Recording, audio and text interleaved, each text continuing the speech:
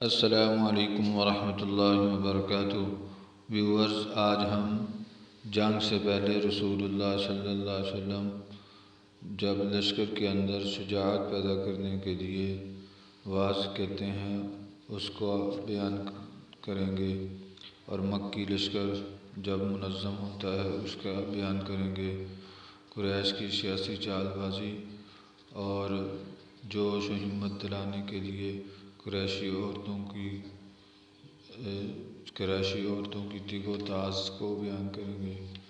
چلے ہم شروع کرتے ہیں آج کی ویڈیو۔ رسول اللہ صلی اللہ علیہ وسلم لشکر میں شجاعت کی روح پھونکتے ہیں۔ اس کے بعد رسول اللہ صلی اللہ علیہ وسلم نے اعلان فرمایا کہ جب تک آپ صلی اللہ علیہ وسلم حکم نہ دے جنگ شروع نہ کی جائے۔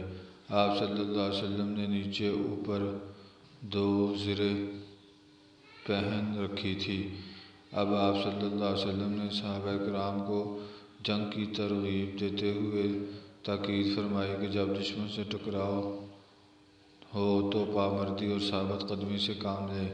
آپ صلی اللہ علیہ وسلم نے ان میں دلیری اور بہادری کی روح پھونکتے ہوئے ایک نہایت تیز تلوار بے نیام کی اور فرمایا، کون ہے جو اس تلوار کو لے کر اس کا حق ادا کرے؟ اس پر کئی صحابہ تلوار لینے کے لیے لپکے، جن میں حضرت علی بن ابی طالب، زبیر بن عوام، عمر بن خطاب بھی تھے، لیکن ابو دجانہ سماک بن خرشہ رضی اللہ تعالیٰ عنہ نے آگے بڑھ کر عرض کیا، یا رسول اللہ صلی اللہ علیہ وسلم، اس کا حق کیا ہے؟ آپ نے فرمایا، اس سے دشمن کے چہرے کو مارو یہاں تک کہ یہ تیری ہو جائے۔ انہوں نے کہا، یا رسول اللہ صلی اللہ علیہ وسلم، میں اس تلوار کو لے کر اس کا حق ادا کرنا چاہتا ہوں۔ آپ صلی اللہ علیہ وسلم نے تلوار انہیں دے دی۔ ابو دجانہ رضی اللہ تعالیٰ عنہ بڑے جاں باز تھے، لڑائی کے وقت اکڑ کر چلتے تھے۔ ان کے پاس ایک سرخ پٹی تھی، جب اسے باندھ لیتے تو لوگ سمجھ جاتے کہ وہ اب موت تک لڑتے رہیں گے۔ چنانچہ جب انہوں نے تلوار لی تو سر پر پٹی بھی باندھ لی اور فریقین کی صفوں کے درمیان اکڑ کر چلنے لگے۔ یہی موقع تھا جب رسول اللہ صلی اللہ علیہ وسلم نے ارشاد فرمایا کہ یہ چال اللہ تعالیٰ کو ناپسند ہے، لیکن اس جیسے موقع پر نہیں۔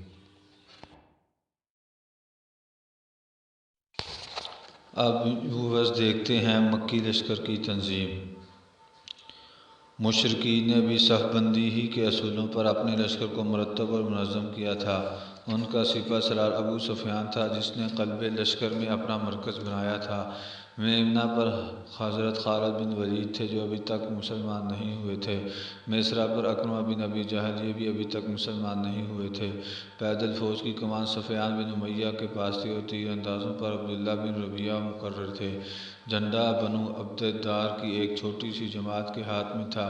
یہ منصب انہیں اسی وقت سے حاصل تھا جب بنو عبد مناف نے قصہ سے وراثت میں پائے ہوئے منصب کو باہم تقسیم کیا تھا، جس کی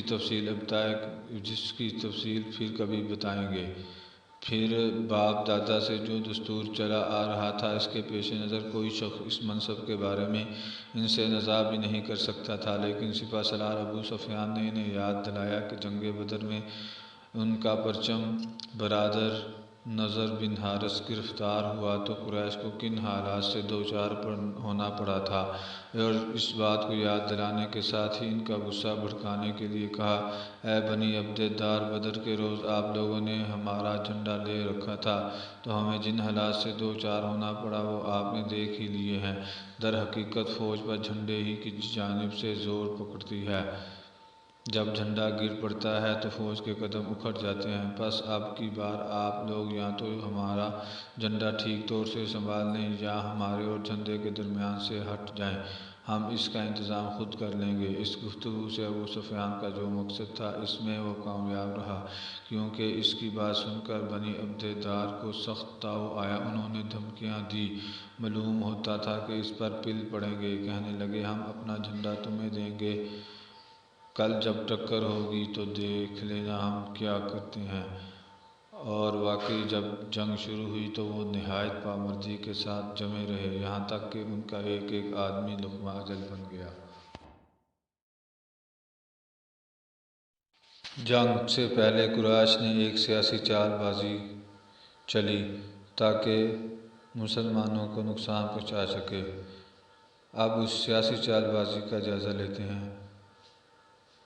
آغاز جنگ سے کچھ پہلے قریش نے مسلمانوں کی صف میں پھوٹ ڈالنے اور نزاع پیدا کرنے کی کوشش کی۔ اس مقصد کے لیے ابو سفیان نے انصار کے پاس یہ پیغام بھیجا کہ آپ لوگ ہمارے اور ہمارے چچیرے بھائی محمد صلی اللہ علیہ وسلم کے بیچ سے ہٹ جائیے تو ہمارا رخ بھی آپ کی طرف نہ ہوگا، کیونکہ ہمیں آپ لوگوں سے لڑنے کی کوئی ضرورت نہیں، لیکن جس ایمان کے آگے پہاڑ بھی نہیں ٹھہر سکتے اس کے آگے یہ چال کیوں کر کامیاب ہو سکتی تھی۔ چنانچہ انصار نے اسے نہایت سخت جواب دیا اور کڑوی کسیلی سنائی۔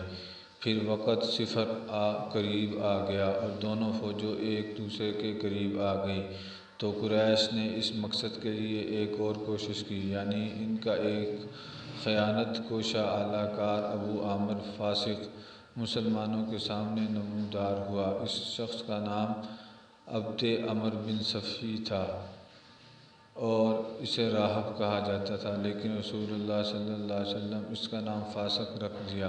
یہ جاہلیت میں قبیلہ اوس کا سردار تھا، لیکن جب اسلام کی آمد ہوئی تو اسلام اس کے گلے کی پھانس بن گیا اور وہ رسول اللہ صلی اللہ علیہ وسلم کے خلاف کھل کر دعوت پر اتر آیا۔ چنانچہ وہ مدینہ سے نکل کر قریش کے پاس پہنچا اور انہیں آپ صلی اللہ علیہ وسلم کے خلاف بھڑکا کر ہمادہ جنگ کیا اور یقین دلایا کہ میری قوم کے لوگ مجھے دیکھیں گے تو میری بات مان کر میرے ساتھ ہو جائیں گے۔ چنانچہ یہ پہلا شخص تھا جو میدان احد میں احابیش اور اہل مکہ کے غلاموں کے ہمراہ مسلمانوں کے سامنے آیا اور اپنی قوم کو پکار کر اپنا تعارف کراتے ہوئے کہا، قبیلہ اوس کے لوگوں، میں ابو عامر ہوں۔ ان لوگوں نے کہا، او فاسق، اللہ تیری آنکھ کو خوش نصیبی نہ کرے، اللہ تیری آنکھ کو خوش نصیبی نہ کرے۔ اس نے یہ جواب سنا تو کہا، او ہو، میری قوم میرے بعد شر سے دوچار ہو گئی۔ پھر جب لڑائی شروع ہوئی تو اس شخص نے بڑی پرزور جنگ کی اور مسلمانوں پر جم کر پتھر برسائے۔ اس طرح قریش کی جانب سے اہل ایمان کی صفوں میں تفرقہ ڈالنے کی دوسری کوشش بھی ناکام رہی۔ اس سے اندازہ کیا جا سکتا ہے کہ تعداد کی کثرت اور ساز و سامان کی فراوانی کے باوجود مشرکین کے دلوں میں مسلمانوں کا کس قدر خوف اور ان کی کیسی ہیبت طاری ہوئی تھی۔ قریش نے اپنے ساتھ عورتوں کو لایا تھا تاکہ جوش دلائیں اور ہمت و غیرت کی وجہ سے قریش زیادہ لڑے۔ جوش و ہمت دلانے کے لیے قریشی عورتوں کی تگ و تاز، ہم اس کا جائزہ لیتے ہیں۔ ادھر قریشی عورتیں اپنے حصہ ادا کرنے اٹھیں۔ ان کی قیادت ابو سفیان کی بیوی ہندہ بنت عتبہ کر رہی تھی۔ ان عورتوں نے صفوں میں گھوم کر اور دف پیٹ کر لوگوں کو جوش دلایا، لڑائی کے لیے بھڑکایا، جان بازوں کو غیرت دلائی اور نیزہ بازی، شمشیر زنی، مار دھاڑ اور تیر افغانی کے لیے جذبات کو برانگیختہ کیا۔ کبھی وہ علمداروں کو مخاطب کر کے یوں کہتی، دیکھو بنی عبدالدار، دیکھو پشت کے پاس دار، خوب کرو شمشیر کا وار۔ اور کبھی اپنی قوم کو لڑائی کا جوش دلاتے ہوئے یوں کہتی، اگر پیش قدمی کرو گے تو ہم گلے لگائیں گے اور قالینیں بچھائیں گے، اور اگر پیچھے ہٹو گے تو روٹھ جائیں گی اور الگ ہو جائیں گی۔